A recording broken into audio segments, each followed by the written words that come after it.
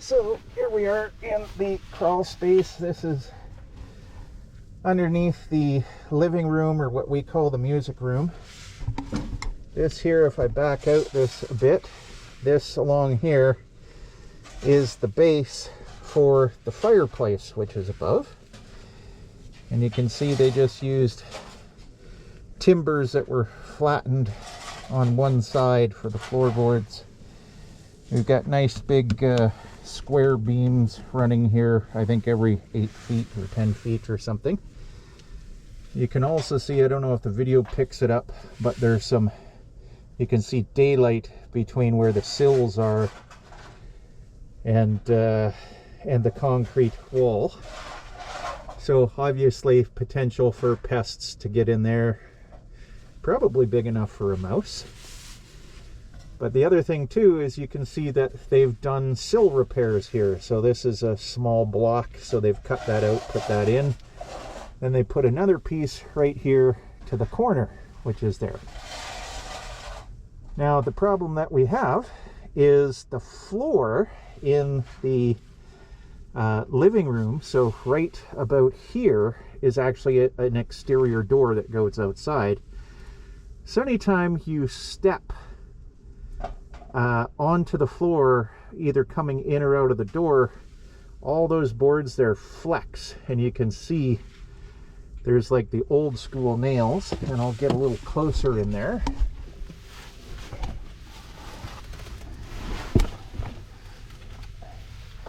See what we get there.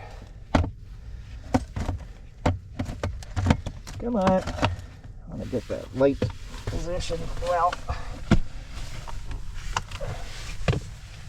So you can see these are the old school nails. We're assuming everything is original in this thing, so it would have been around 1820. I think they are already manufacturing nails at that point in time, but these may have actually been just manually forged nails. So you see a couple there, and you see some, oh, that's not a nail, I thought it was. See a couple there. The problem obviously being, maybe it's not so obvious, you can see how much the sill, if I can, it came out, there's my tape measure. The sill, was almost, by this rough measurement, 3 inches wider. So it came this way by 3 inches. And they cut this out, notched it, and then they didn't put anything in here to get to the floor. Now I'm not saying they didn't put anything in there, maybe there was something, but it rotted out and got replaced. So now the intent is I either put in a block from the top of here all the way to the top there to support it, and of course make it the whole length so it supports, or try to fit something on top of the sill, fit it back there, and bring it far here to do that. So I'm going to take a couple measurements, because I can't measure from here. I'm at an awkward angle. I don't know if this is actually catching anything or not. I'll try to capture some proper measurements. Of course, I'm sitting on a rubble stone floor, and there's insulation and wood chips, and I've just cleared out as much as I could. There's boards down here with nails and everything else, so a little hazardous. I'm going to try to climb in here a little better and do this.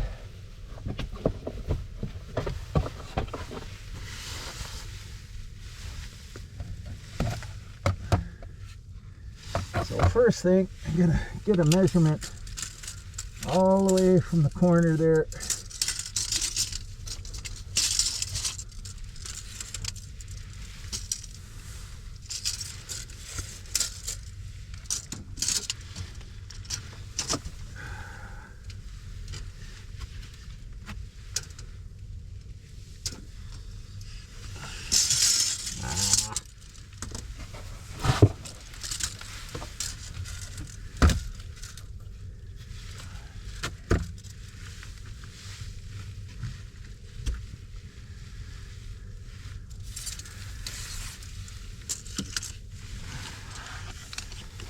Okay, so we're roughly probably 63 to 65 inches from the corner to where they cut this sill. So if we went with 5 feet, that's probably good. And then from the bottom of this floor to where the cement roughly is, because it's all over the place, is anywhere from 10 to 11 inches. And then just the gap between the top of the new sill to where this is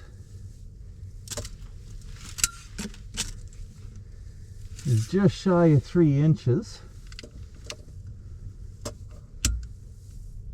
So yeah, I'd make it 2.5, and then I could fit it in there. Yeah, and you can see if we can get that up there. You can see they've already fit a 2x4 in there. I don't know if that's actually the, oh, that looks like it's the bottom plate of the wall. So they've done some repairs, because that's obviously not the original thing. So if we fit a 2x4 in and then some 1-inch shims or something, that might work. But I'd rather fit something in like a rough cut 2x10 or something like that, lay it on the flat, nail it into here, and then shim it up underneath. So yeah, so that's there, and you can see the daylight coming through.